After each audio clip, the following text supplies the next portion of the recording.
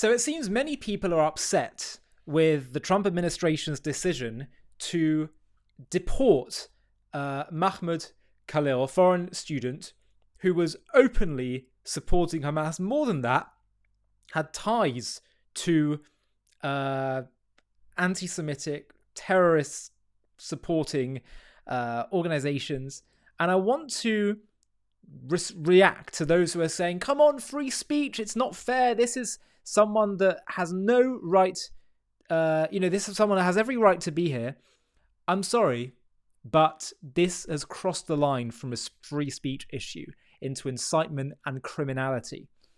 And I'd like to first share with you some people who have made the case most strongly for why this was the right decision. And we should be seeing more of these kinds of decisions for those who celebrate, are complicit with, and legitimize and build ties with terrorist organizations. Let's first of all have a watch of the White House press spokesperson who was being asked about this, pressed on it by a reporter. Have a watch. The last question here on Mahmoud Khalil. Does the administration believe that it needs to charge a green card holder with a crime to be eligible for deportation?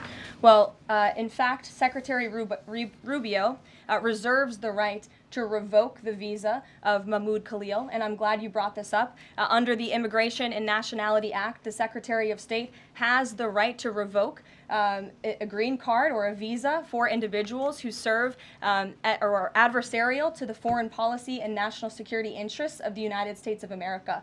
And Mahmoud Khalil was an individual who was given the privilege of coming to this country to study at one of our nation's finest universities and colleges. And he took advantage of that opportunity, of that privilege, by siding with terrorists, Hamas terrorists who have killed innocent men, women, and children.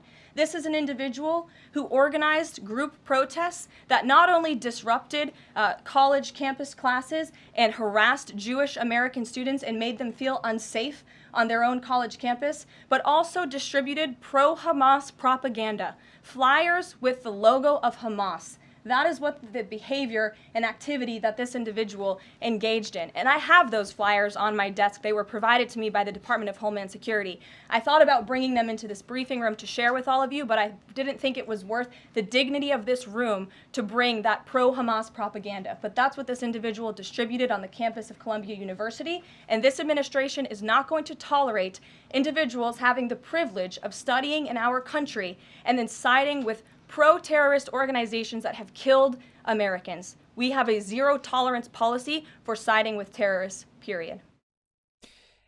And let's be clear, this is incitement to violence. And that crosses the line when it comes to free speech.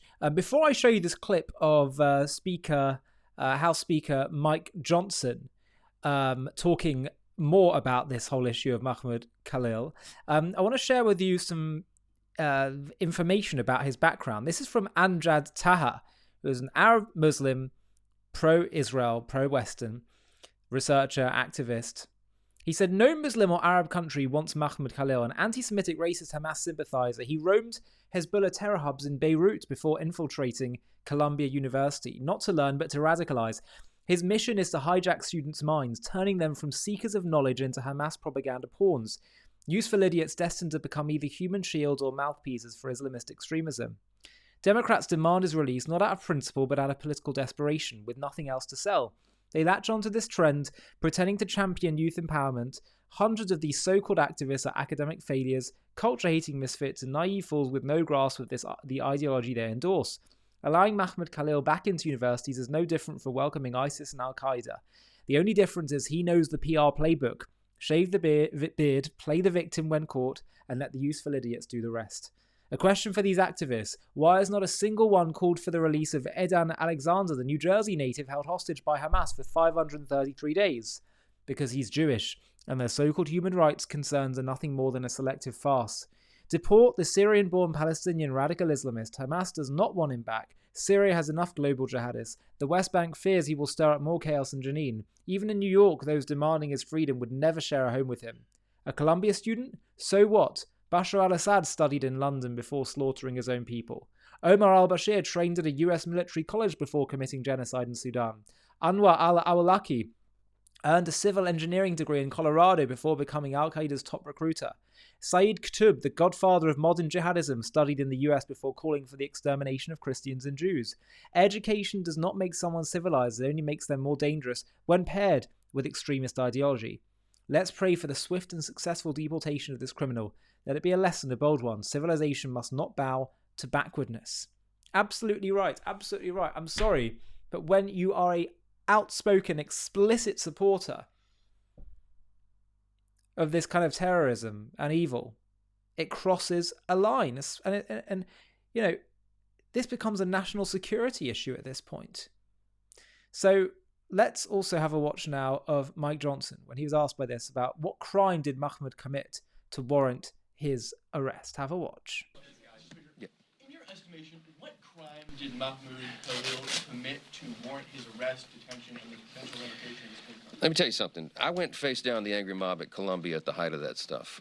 When the pro-Palestinian, pro-Hamas protesters were there. I'm telling you, this is my own observation, not something I read in the newspaper. It was dangerous. I met with Jewish students before we went to campus who were hauled away off campus because they were instructed by the administration not to come to class, which they paid for fear of their physical safety.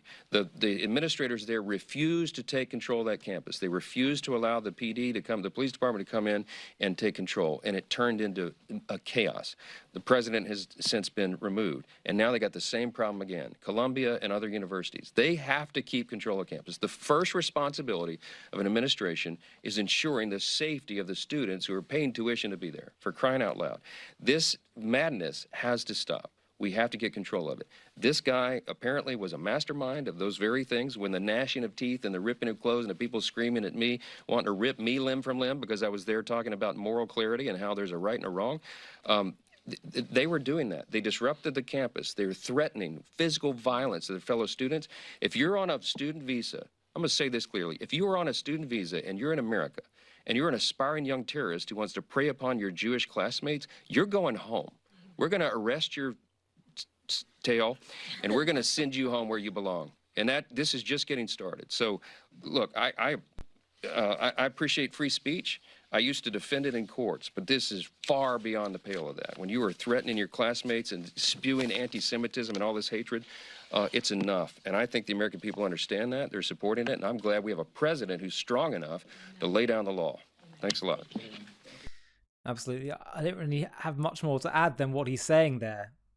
All I can simply say is that on this issue, I'm reminded of a famous line of Alexis de Tocqueville, who centuries ago came to visit America, and he observed, "America is great because America is good.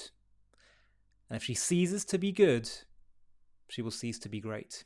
Hi, thank you so much for watching. To watch another one, click here. To stay up to date with all our content, click here to subscribe. And if you're able to, you can help support JTV to grow and grow by clicking join below this video, where you can become a member and get perks including early access to videos and private live discussions with me. But most of all, you'll be partnering with us on our mission to change the world.